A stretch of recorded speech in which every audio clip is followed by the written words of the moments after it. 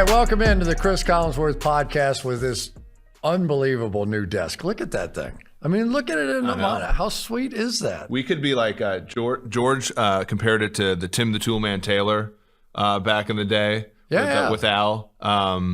I think it's great that like Steve Palazzolo looks like a normal sized human on one of these. So he has it all the way down to the floor. Exactly. So I mean, until you're around guys that are 6'10", it's like startling. Well, like you're 6'5", 6'6" or so, and like I'm 6'3", and it's like you're like I'm uncomfortably tall. Steve is like prohibitively tall. Like when you're on an airplane, it is kind of a grind. You kind of do want an exit seats or first class, but like with Steve, it's like there's just certain places that Steve can't sit. But he could sit here. That's the best part about this. I heard him complaining about the chairs, though. So, oh, my goodness. You know, everybody's got something. Everybody. Not this guy, though, Brad Spielberger. Brad, how are you? Our capologist.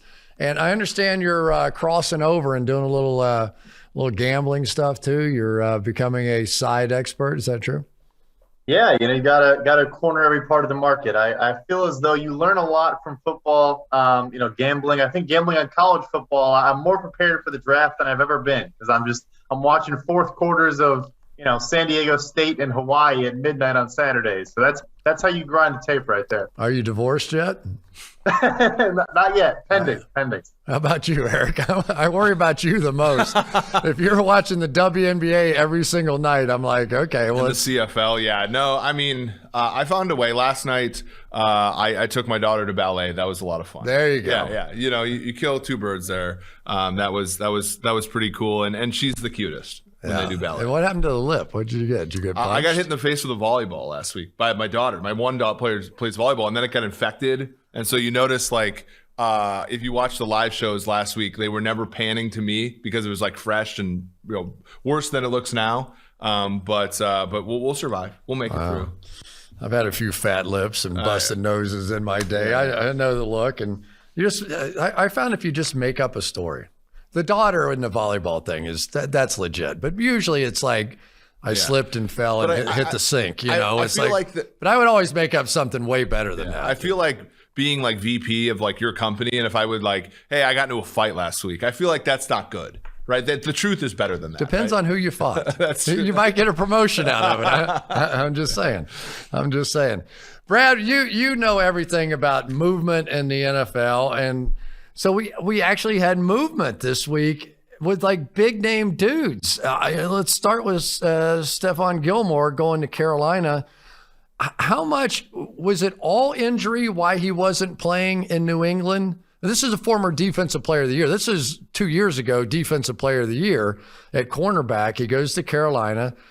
He was injured, or I assumed he was injured this whole time. Was it anything to do with the contract, or was he really hurt?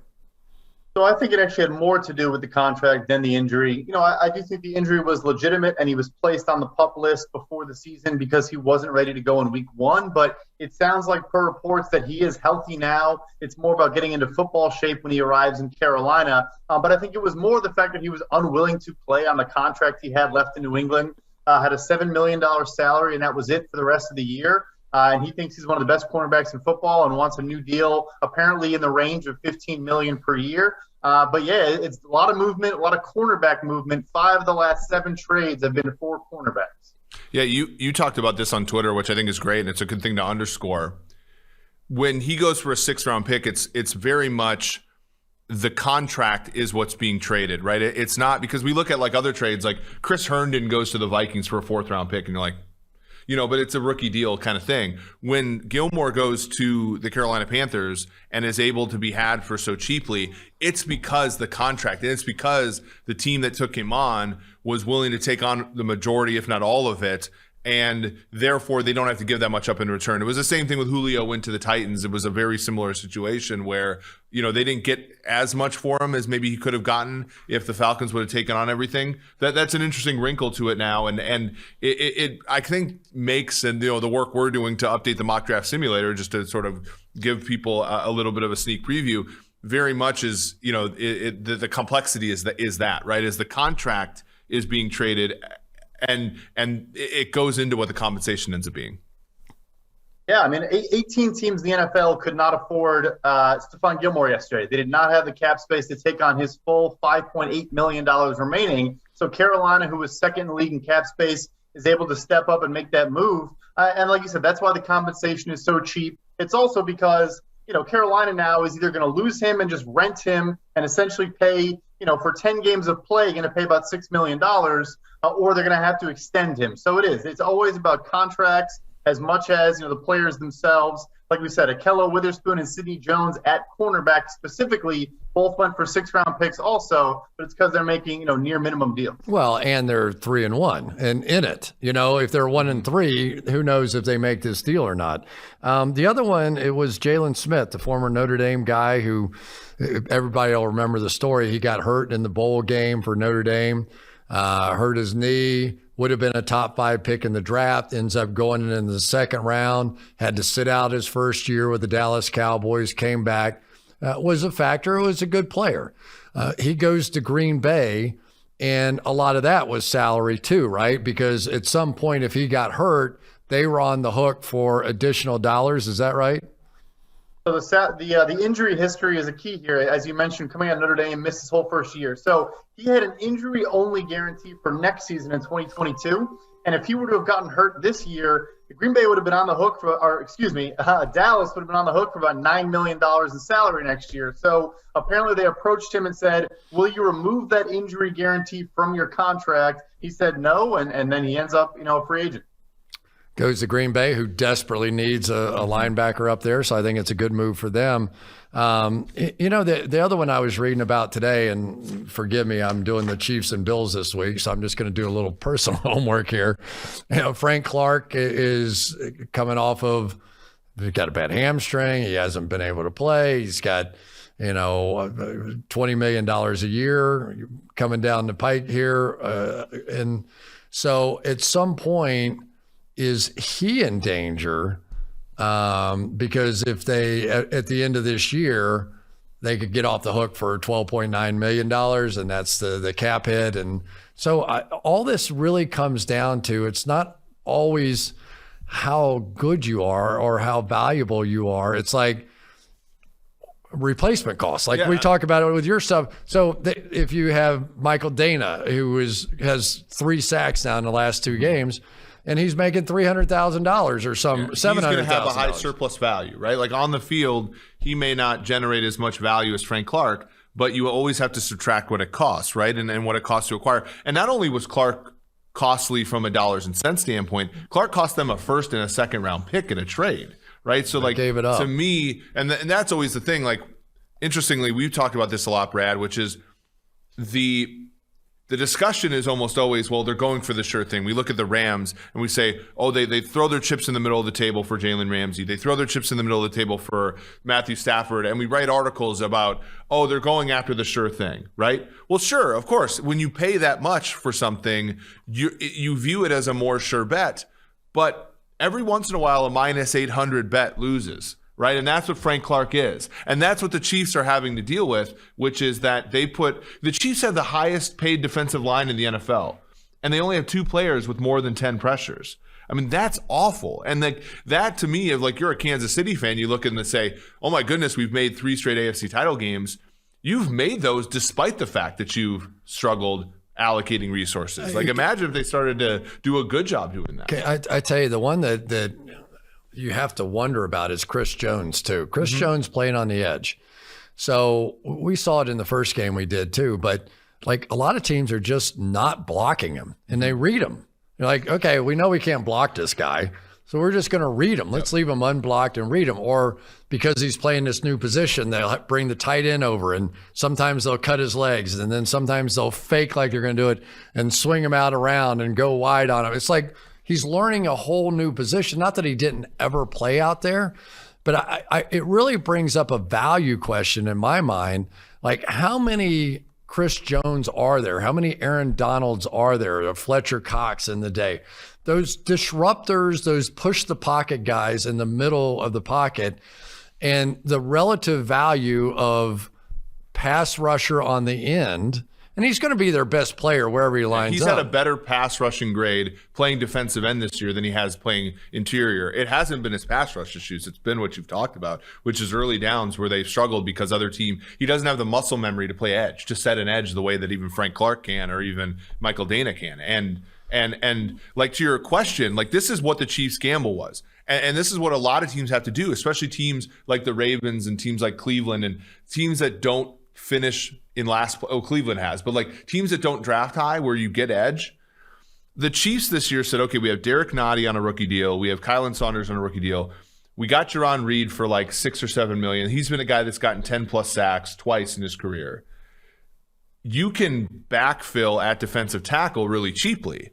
And so if you can move Chris Jones out to edge and he's just even representable, that's a better defensive line. And what's blown up in their face is the fact that Jaron Reed has not been productive and that calculus has not worked. Because if they try to do it another way, which is to play Chris Jones in interior and find a cheap defensive end, well, they were unwilling to go out and get Melvin Ingram. And for the most part, those guys aren't easy to get. So that was a miscalculation on their part, but a kind of a really bad one. Like they need to move Chris Jones back to the interior for him to be effective on all four downs. I think that's right. Let me go down the players of the week. I kind of, PFF, we have all this data and half the time it ends up on the cutting room floor somebody. Nobody even sees it. Quarterback of the week, Joe Burrow. How about that? He was also, I think, AFC Offensive Player of the Week. Running back, Austin Eckler, who looked like just a little hammering stud in that game. Some of the shots of him doing chin-ups with one arm, it was crazy. Tyreek Hill, wide receiver, of course.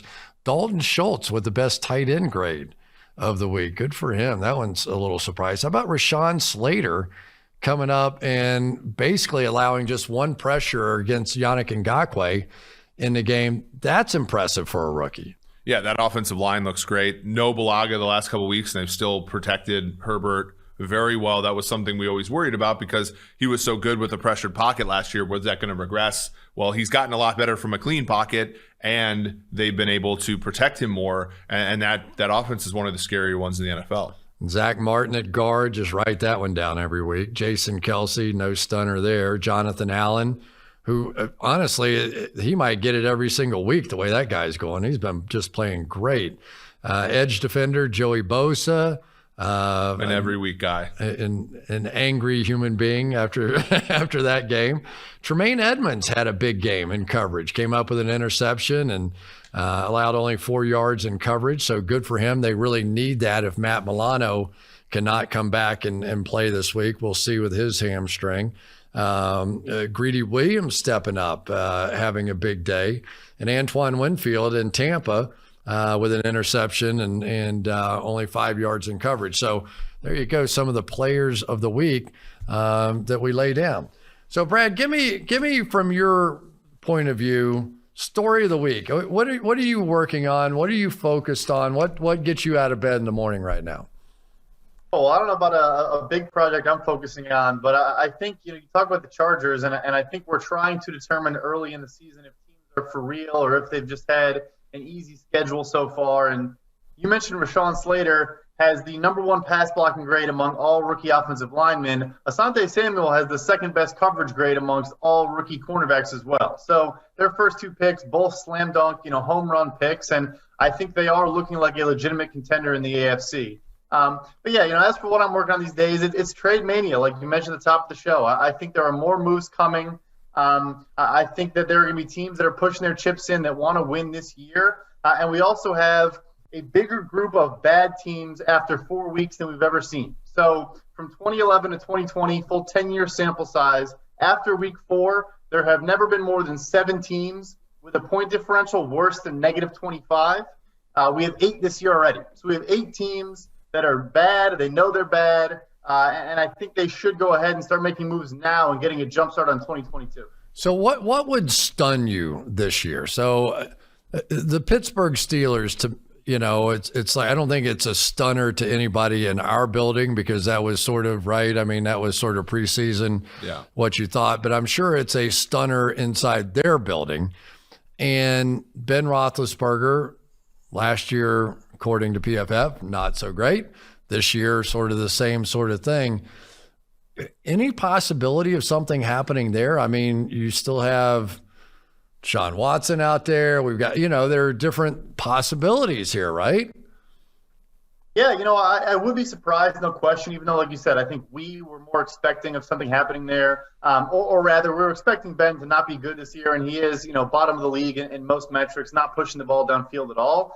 I think the issue comes down to, who are you going to go after that you think is going to materially change your 2021 season? I guess maybe a name you could throw out there is a Marcus Mariota in Las Vegas, but he's still dealing with an injury. You have Nick Foles in Chicago. I think it's more an issue of who's available.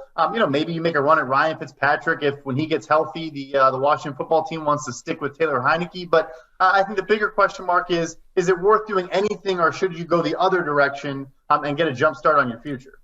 Yeah, this is a very interesting one, right? So we have a strength of schedule tool, pff.com/betting/NFL power rankings. The Pittsburgh Steelers have played the toughest schedule so far this season. They play the third toughest schedule after this point. And so we only have them projected with 6.1 wins.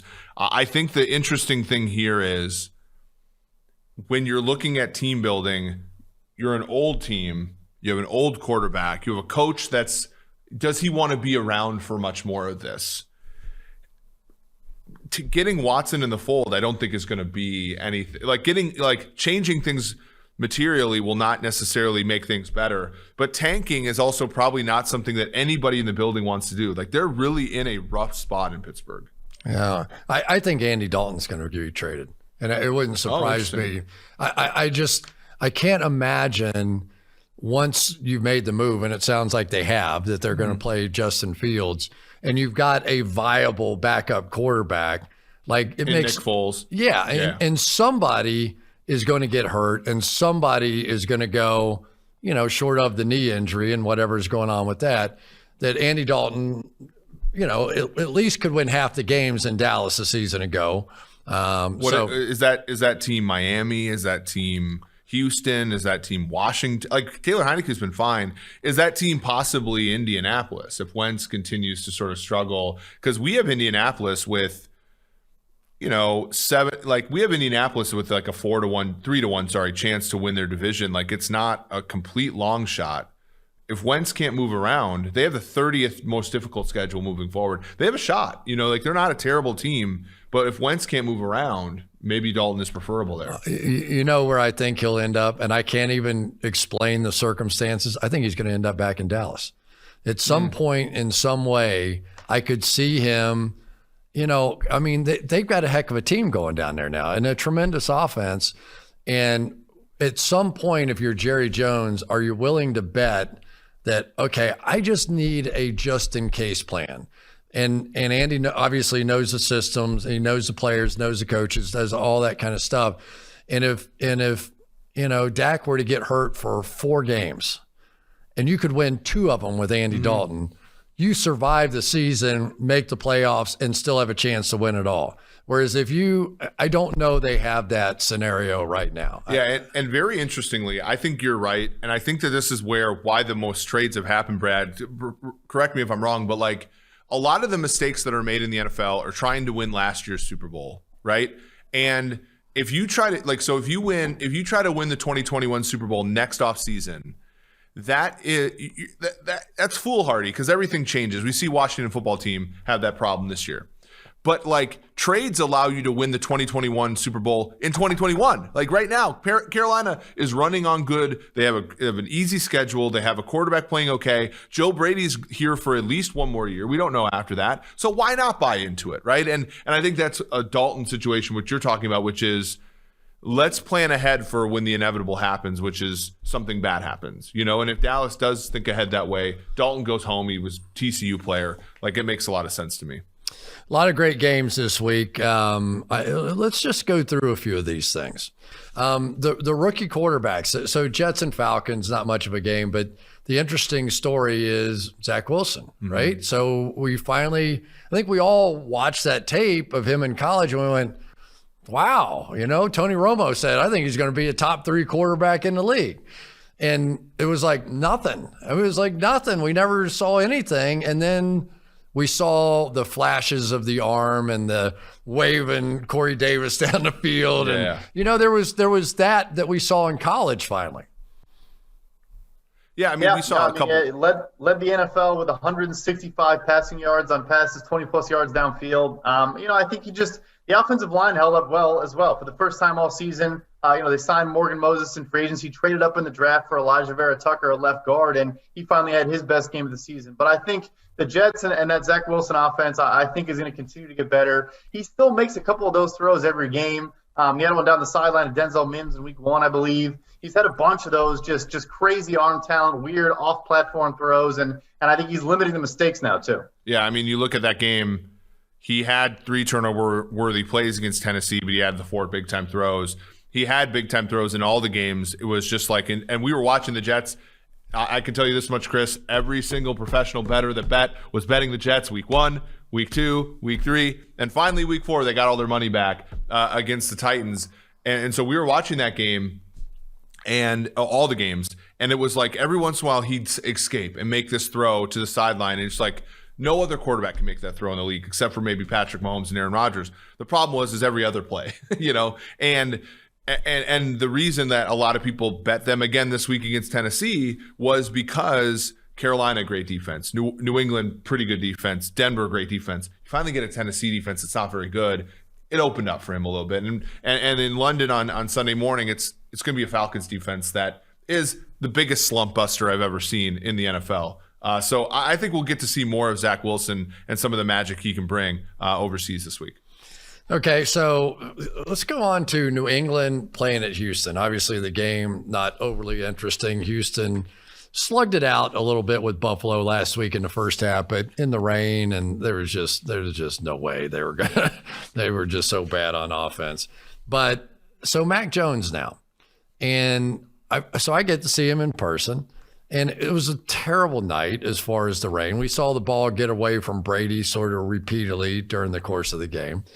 And struggle. Although if he'd have hit Antonio Brown with either one of the last 2 throws, it would have been like a walk-off homer, like the Dodger game or something,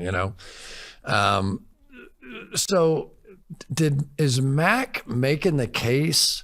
So I can go one of 2 ways here. It was a bad weather day. It was perfectly made for him to compete with Tom Brady. This was not going to be a down the field throwing kind of game. It was perfect for him to have. It was a Brady game. It was a Brady game. I mean, he just got the ball out. He completed 19 in a row, a rookie record, all those kinds. And so is he have that upside that some of these other guys do? Or was that just the perfect night for him to do what he does best, which is ball control, get it out quickly, take a hit, and move on?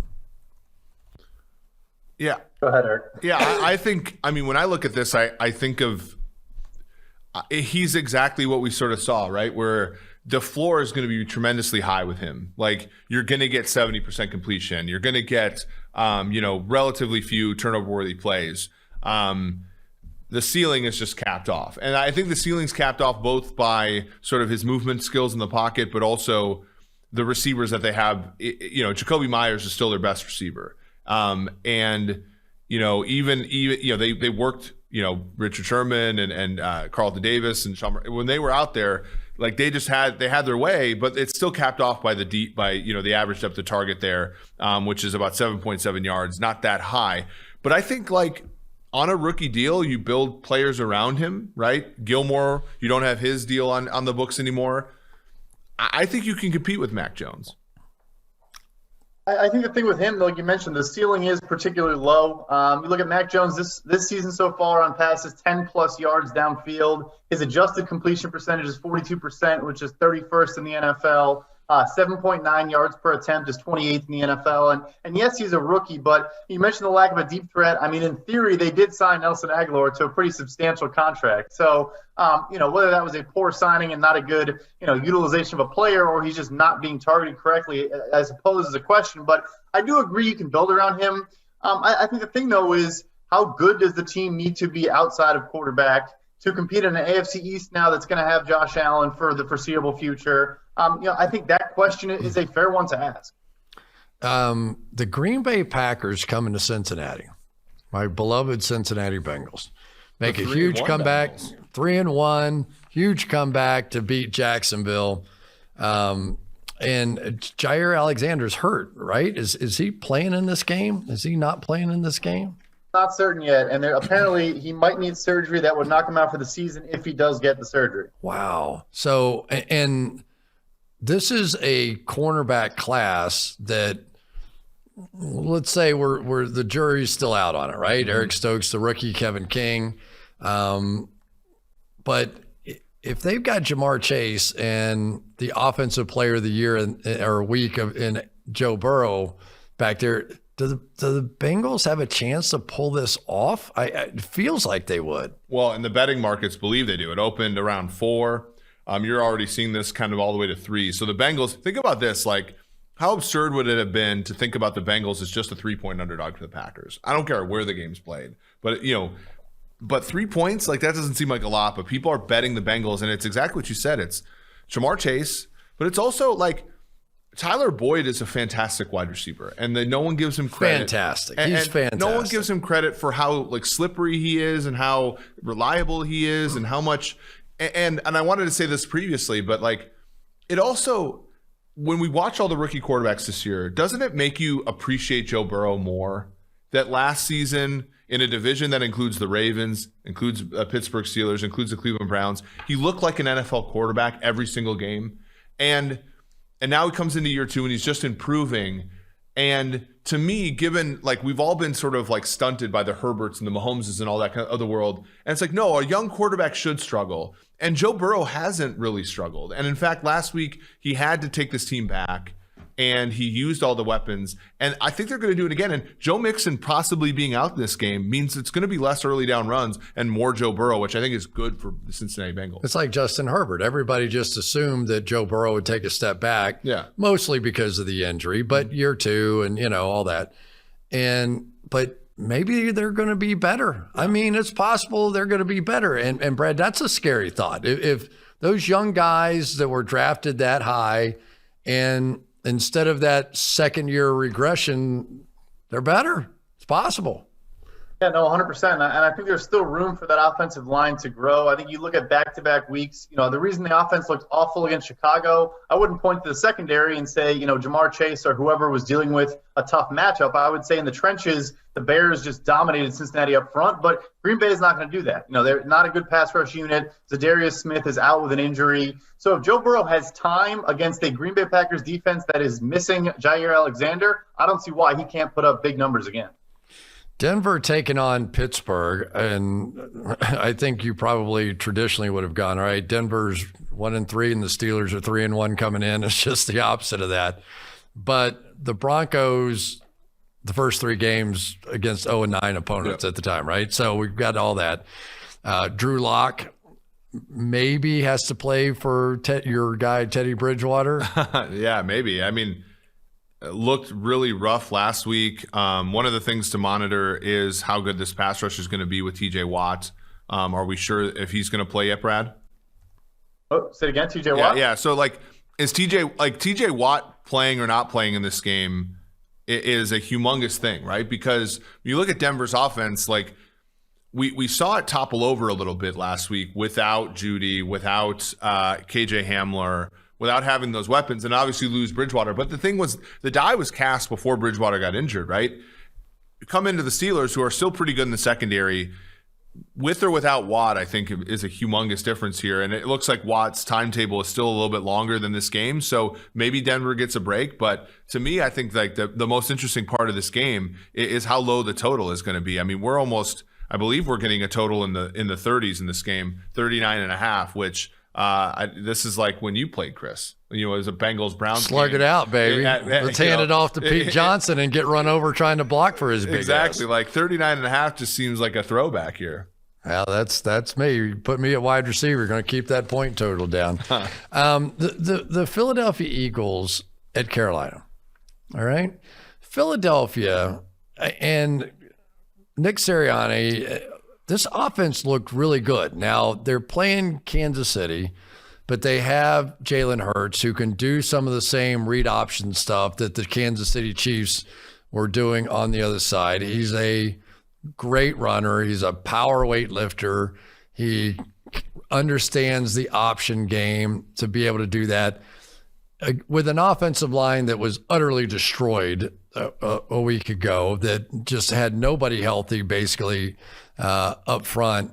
Is it possible that some of the Frank Reich stuff that Sirianni brings back to Philadelphia now is kicking in, and that Jalen Hurts is really kind of the perfect guy for that? Or is this just Kansas City's defense is terrible and that's what happened?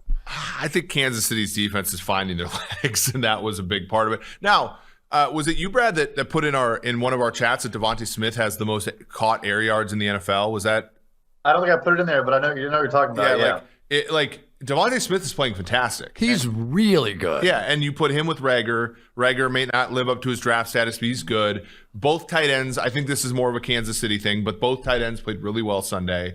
Miles Sanders is a good back. Kenneth Gainwell is a good back when you give him the ball. The problem is this defense, either by injury or by just simply unimaginative sort of, like, they're one of the worst teams in the league in how often they run stunts, one of the worst teams in the league as far as how they disguise coverages. So we do the thing where open, closed. Like, they do the least amount of disguising coverages.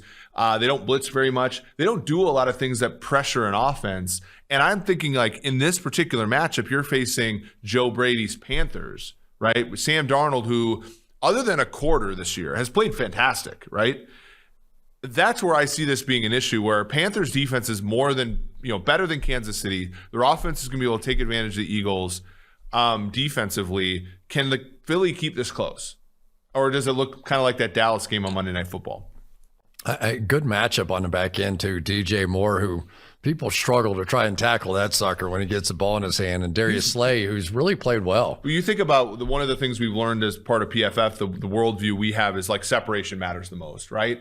And you watch that, I think of that Thursday night game, I'm watching them against Houston, but even against Dallas, like, DJ Moore's just wide open on, like, all these plays. Good. And it's really hard to be a bad quarterback when your number one receiver is open all the time. Yeah.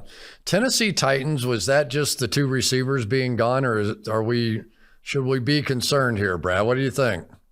I don't know if it was just the two receivers. I mean, the Jets are starting a bunch of rookie, late round picks at corner. You'd think anybody should be able to take advantage.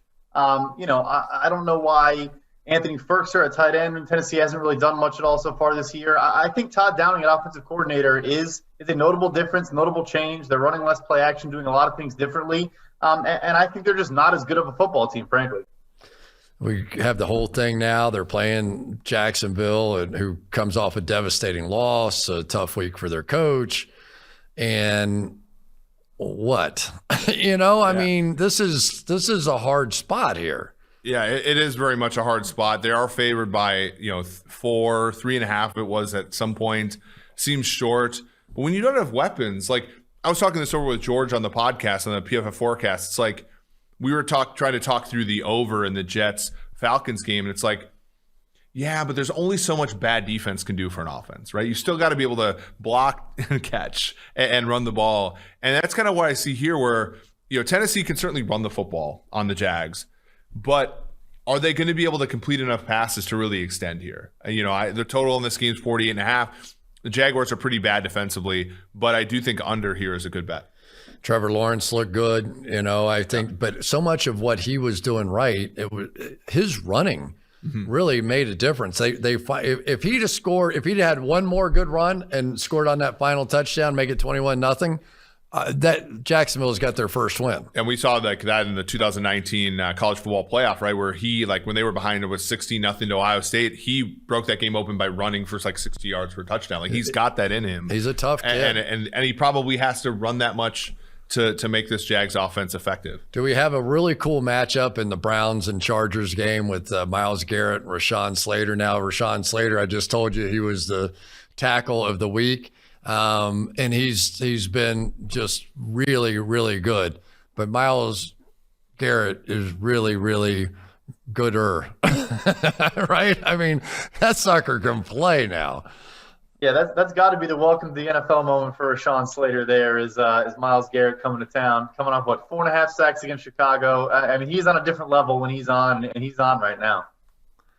He is just getting out. How about Baker Mayfield? Was that real last week? It sounded like he has a shoulder injury he's been dealing with. The other shoulder, right? Not his throwing one, but man, it looked like it was his throwing one last week. That offense, I mean, the Vikings were giving them wide open plays all game, and Baker just couldn't buy a bucket the whole time. So that'll be interesting when they get Jarvis Landry back. Maybe that's better. He's always liked Jarvis Landry more than he's liked Odell, so that could help them a lot. They're always going to run the football, and the Chargers are a team. Now, the Raiders weren't able to take advantage of it. I think Josh Jacobs being kind of banged up was one of the reasons. But the Chargers lose Kenneth Murray this week, their middle linebacker. I think that Cleveland's going to be able to run the football on the Chargers. The question is, that's what the Chargers want teams to do. But if they're going to get to 3rd and 4, can Baker make a throw? Because like last week, he could not buy a throw, and we know the guy on the other side. We know Herbert can make plays. 39% of his throws uncatchable a week ago. The one to Odell, where Odell did some move, I couldn't even tell what it was, and he was just literally wide open. And he threw it in the dirt at his feet, and I'm like, Odell's either the most unlucky human being, really rich human being, but unlucky. Mm-hmm. When he's only caught. Baker at his worst. Yeah. Right? At the beginning of last year. He also got Eli Manning at his worst, too. Somehow. You're right. Somehow it's either completely unlucky or there's something very strange going on with that relationship. I don't think I can even come up and conjure up in my mind another one where a quarterback, a really good quarterback and a really good receiver just haven't been able to make it work. Yeah, it seems like Baker is such a structure guy, such a rhythm guy, and Odell's more of a freelancer, kind of like, an Antonio Brown or a guy that just wants to get open and have the quarterback figure it out. But we did talk with our injury expert at PFF, Mario Palazzo, about Baker. His torn left, so non-throwing labrum in his shoulder. He says it's gonna hurt him every throw. And I know if you watch Baker play, he puts every cell of his body into every throw he makes. He really loads up, and I think it's going to affect him throughout the season because, as Eric said, there were a couple times on Sunday where he could have hit open receivers against Minnesota and just could not hit the broadside of a barn. Speaking of that, so we've got the Chicago Bears and the Las Vegas Raiders. The Raiders trying to bounce back. A horrible first half for them. Come back and make a game of it in the second half. But Derek Carr, are we in or are we out here? Because a week ago we were MVP conversation. George was. I don't quite think I was on it. All right. Yeah. All right. So we're at least, he was one of many names thrown out in the MVP conversation. And he comes out to start the second half and boom, boom, boom. And you go, okay, there it is. So which one is it? I think Carr is one of the best of that bunch, right? Like Tannehill, Cousins, him. They can play these amazing stretches of games. And then the moment you need them, right? Whether it's need them, like last year they were 6-3. They play on your game in Vegas against the Chiefs, and Carr plays almost a perfect game, and they lose to the Chiefs. And the next week they go to Atlanta and lose 40-6, and Carr can't play, right? Like it's and it's always that way with some of these guys. It's a consistency issue. I think Carr, like if I could buy Carr's best game, I'll take him. But I can't be assured that it's consistent week to week, and that's why in a game like this, they're laying 5.5 points. There's no way I'm going to bet Las Vegas in this game. How about Joey Bosa's comments after the game? Did you hear those? I mean, he basically said, talking about how once you hit Carr a couple times, he kind of folds and he kind of gets nervous in the pocket. Yeah, I mean, that was fighting words there. Now, when you played though, Chris, like there are two types of quarterbacks, aren't there? There are winners, and then there are money makers at the position, aren't there? Like I think of like like Brady, where he takes, and I know it's a little bit of a misnomer, but consistently took less than what he could have made at times to continue to win. And then there are guys that are like, I'm going to make as much money as possible. I am going to keep my stats as good as possible. And they sort of work their way around the system. And the problem is those guys don't win as much because part of being a quarterback is taking the risks and taking and putting your body out there. And when you look at Derek Carr's only been, like, this sounds silly to say, but Derek Carr's like never hurt, right? He always protects himself. He doesn't throw that many interceptions, especially since he broke his leg. Correct, And that was like the jumping off point. The 1 year they won, and like Kirk Cousins has never been hurt, right? And Kirk Cousins doesn't want to throw an interception at the end of that Cleveland game because they know that like how they end up getting paid. Whereas some of these guys are willing.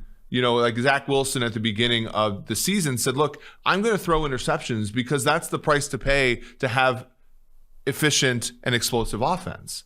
And I think sometimes and I think defensive players can see that, right? They look at a Herbert and say, okay, Herbert sometimes throws picks, but that guy's going to kill us if we're not careful. And they're not afraid of guys like Carr, unfortunately, for the Raiders. I mean, Bosa was calling out everybody, the referees. He probably got fined for that. And then he's going to, I mean, they're gonna be going after him this next game. That's going to be a fun division, isn't it? Like already you're going to be calling all those games in that division with the Chiefs being great, and obviously the Chargers up and coming, and then Broncos and Raiders not being bad at all, and that'll be a fun kind of second half of the year to see how that shakes out. Yeah, nobody's going to be happier about that than Al Michaels. We'll be living on the West Coast this year. Yes. So the 49ers now, and I guess it's Trey Lance at this point if Jimmy Garoppolo is still having the issues. So Trey Lance, who missed all but an exhibition game in college football last year kind of thing, this is now his time. But in this division, you start going, is this going to be another 49ers year where another injury to Jimmy Garoppolo kind of takes them out of contention? Yeah, I mean, this is interesting. Like the line for this game's 5.5 points. Cardinals are favored by. Going into the season, it was a pick'em. And then going into last week was 2.5. The market absolutely loves Arizona, and they're selling San Francisco. They're selling what they saw last week, which was, kind of a creaky defense and Trey Lance, who does not look ready for prime time. And as much as, 49ers fans wanted him, it's probably, and so that is a good question. Do they now become a 7-10 team? Are they a 5-12 team? Getting Trey Lance ready to play next year. I think everybody would view that as a disappointment, given that at times during this offseason on Pinnacle Sports, San Francisco was third favorite to win the Super Bowl. So Brad, I'm going to lay this on you here. So currently the odds to win the MVP in the National Football League. I want you to tell me which one of these you guys would bet. Kyler Murray plus 450, Patrick Mahomes plus 650, Josh Allen plus 700, Justin Herbert plus 750. And then you've got Tom Brady at age 44 who's going to get all the senior votes from people like me and go, if he can do it at age 44, screw it. He should be the MVP. Which one of those would you take? I would hop on Josh Allen at the current value. I know their strength of schedule has been non-existent. The quarterbacks they've played so far have been, as bad as a slate as you could possibly find. But that offense is clicking, and I think there are higher heights for them to go. Dawson Knox was good at tight end. Emmanuel Sanders was a nice addition at wide receiver. And I think he's just going to continue off of last season where, he was second in all-pro voting, was right in the mix there. And I think they're going to be, they don't have a hard schedule coming up either. I think they're going to potentially, sweep that division, the AFC East. I think Josh Allen right now is a good bet. Yeah, I like that one a lot. Josh Allen, though, so far this season, third most turnover-worthy plays. The only guy in the league that has more are the two rookies, Lawrence and Wilson. I'm going to go with Patrick Mahomes at plus 650. Here's the thing. The Chiefs, they're not going to sneak up on the league this year, right? They're not, but they're also not going to hide the way that they did last year with a ton of wins, at noon Central Time against the Falcons. Because their games are going to be higher leverage this year after they've lost 2 games, we're going to see Patrick Mahomes more. The Chiefs this season so far have led the NFL in percentage of drives that have resulted in points. And their defense is last in the NFL in percentage of drives that end in points. So they're going to be all over the place. He's going to put up numbers that we haven't seen out of necessity. And as such, I think he'll win his second MVP, and that's a good price. You know what? It's interesting because Josh Allen is going to go into this thing. And he hasn't played great so far, but he has great plays. He made a couple of plays in that game the other day. That bootleg that went wrong, and he circles back the other way and He finds, Steph across the field. I mean, it just every once in a while you go, damn, Patrick Mahomes would have been proud of that one, right? But Kansas City, I tend to agree with you. I was watching the Philadelphia tape, and this interior three that they've got now, I mean, Joe Thuney that they got from New England, Creed Humphrey, a draft pick, and Trey Smith. Those guys are looking like 10-year veterans in there, the way that they're doing it. And because they're so good at the RPO game. So here's what's going to happen to Buffalo. I can tell you right now. They're going to come out there and that they're going to, look at the RPO. You're going to have Tyreek Hill coming on a slant. If that backside linebacker tries to get involved in the run game, they're going to go zip, and you're going to get killed by Tyreek Hill. Yeah. Now, if you do what Buffalo did in the first game they played last year, which is I don't care how many times they run it every time, take the ball out of Patrick Mahomes' hand, I'm fine with that. Then they're going to end up, because of these three kids in here, Trey Smith, Creed Humphrey, Joe Thuney, they're going to wear people out running the ball. I mean, there were holes like you don't even see in Pop Warner football against the Eagles last week. Why? Because they had to stay in two deep safeties to have a chance, right?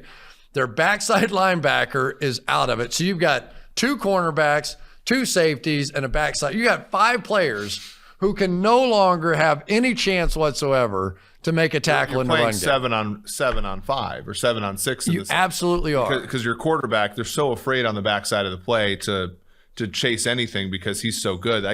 The thing is, and this is why it's so interesting to think about team construction, because I think the Bills defensively have a team that can win 14 games, but can they beat the Chiefs? Like that is the right defense to play against 14 out of 17 games a year, where you make the other team consistently go 15 plays on you. But what the Chiefs showed last week, other than an interception by Mahomes, is they can absolutely do that, right? Like, run, like 6 yards at a time. They're the only team in the NFL that can reliably do that. And that's what Buffalo selects for. And this is the one team that's been able to beat them doing it. Now, 2 times last year, this season, I think they'll be able to do it on Sunday night.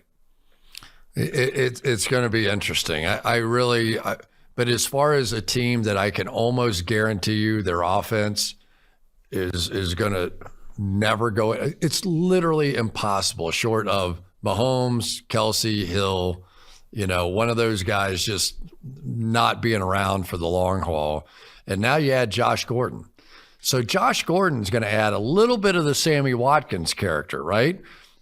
Just a big body. And every quarterback I've ever talked to that he was on the same, there is no human being that can catch the ball like this guy. Like he just snap. He doesn't even think about it. He just flips his hands at it and he catches the ball. For him to come in and 2 weeks later, he's going to be probably playing in this game. I mean, off of however long he was away from it, he's lighting up practice. He's lighting it up. Yeah, and 100%. And I think it goes back to some things we talked about, where Mahomes is a quarterback that doesn't have an issue like a Baker Mayfield potentially with a guy just kind of wheeling and dealing and finding the open space on the field, and then he will create missed tackles in open space and do things to create yards after the catch. But I still think Kansas City, maybe we'll get to that in a little bit, but I still think they need to make a move on that offense, maybe trade for a wide receiver if Josh Gordon, they're not comfortable with him being, their de facto number 3 option for the rest of the year. Yeah, I think the other thing that it helps them with is without Watkins, they've held out hope, and you did their game in week 2. They've held out the hope that Mecole Hardman can be their number 2 guy.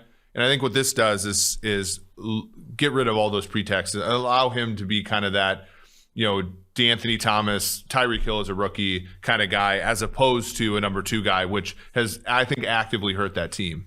So I think this helps out 2 spots for the Kansas City Chiefs, which they didn't need that, but they certainly will take it. How about the Dallas Cowboys? The Giants come in, they finally get their win. The Cowboys, it just feels like, and I don't know anything like this, but it feels like the teams that can now go 3 wide and throw the ball and put up points.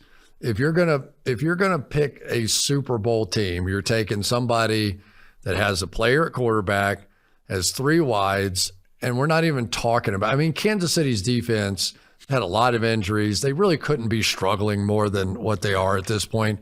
And yet almost all of us would go, oh yeah, they're one of the favorites to win the Super Bowl, right?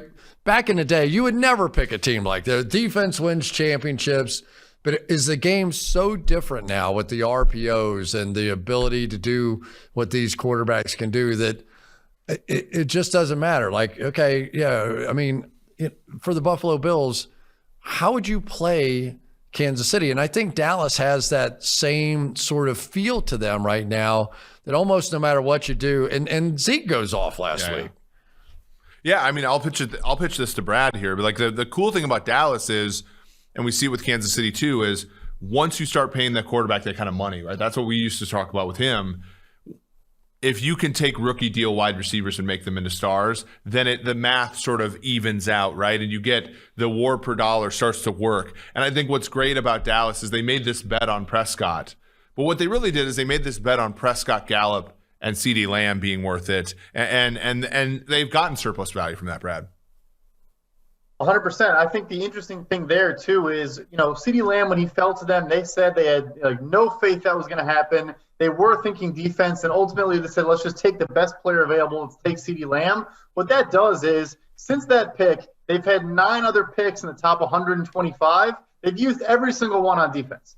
So every premium pick they've had since they took CeeDee Lamb, they said, look, our offense is set now. We have 3 good receivers. We have a good quarterback, good offensive line. We can focus our entire attention, on this defense. And they bring in Micah Parsons and Osa Odigizua this year in the early, parts of the draft, leading the team in pressures, first and second, Parsons and Osa. So they've taken all their capital since then and gone full defense. And they're now an average defense as opposed to a historically bad defense. And I think they can beat anybody in the NFL on any given Sunday. So Trayvon Diggs now has whatever he has. 4 interceptions. Something crazy. like that, right? I mean, I know who he is. I watched him in college. I studied him for the draft. I mean, he's not that fast a guy. He's long. He's got great ball skills. He's a good Dan Quinn corner. That's a good way of putting this thing. But he's good, right? He's showing how streaky cornerback play is, right?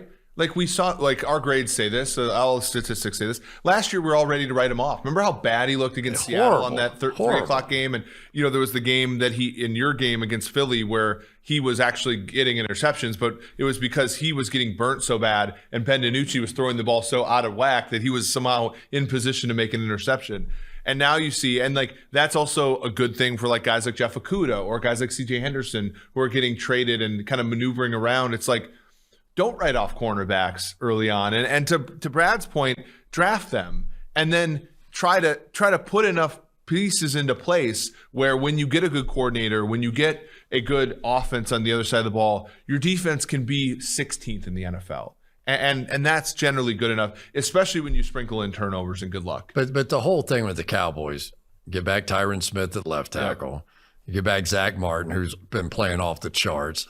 And, and this Connor Williams has been playing well. So, I mean, once you reassemble the engine, then, things start to fall into place.